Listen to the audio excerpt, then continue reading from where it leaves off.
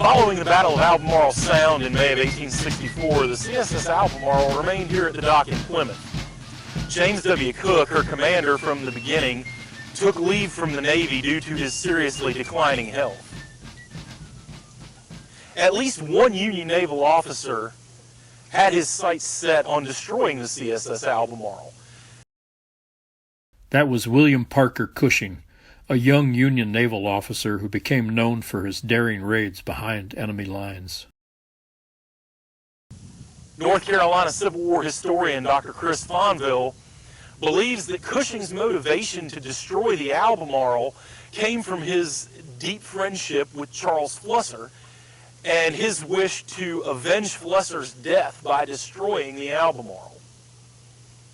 In September of 1864, Cushing pitched his plan to the Union Naval Command and was given permission to go ahead with his attempt. Cushing went north to New York to retrieve 2 picket boats with which he would carry out his attack. One of those boats sank before arriving in North Carolina, but Cushing decided to move forward with his plan.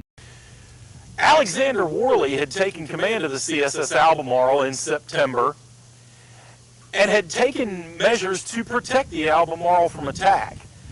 Those measures included constructing a log boom around the Albemarle to deter anyone from approaching the ship too closely.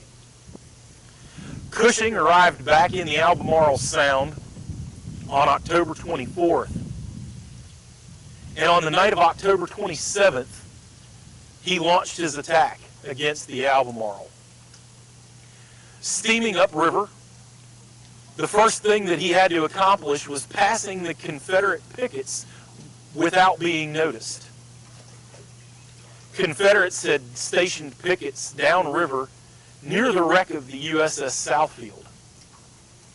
The night was dark and rainy, just the type of night that Cushing had hoped for to carry out his attack, and he was able to elude the pickets without being noticed.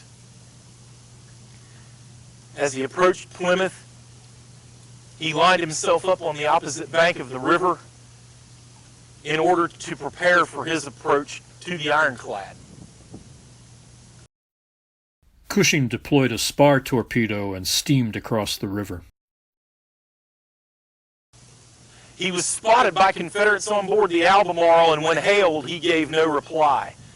The Confederates, realizing that they were under attack, opened fire on Cushing's picket boat. But Cushing maintained his course, steaming directly for the CSS Albemarle. He had a head of steam. As he approached, he was able to slide across the log boom as the logs were very slippery. He planted the torpedo, the spar torpedo, at the Albemarle's hull and pulled the lanyard. The explosion not only blew a hole in the side of the Albemarle, but did great damage to Cushing's picket boat.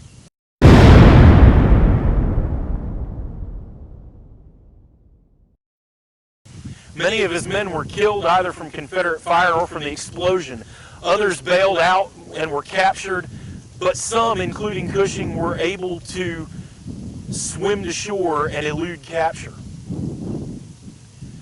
Cushing hid out in the swamps and, aided by a local African American, managed to find his way back to Union lines and report that he had in fact sunk the CSS Albemarle.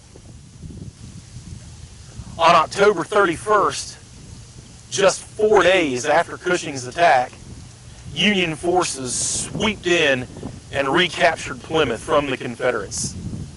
Only a few days later, Washington, North Carolina was also recaptured, and much of eastern North Carolina was again back in Union hands.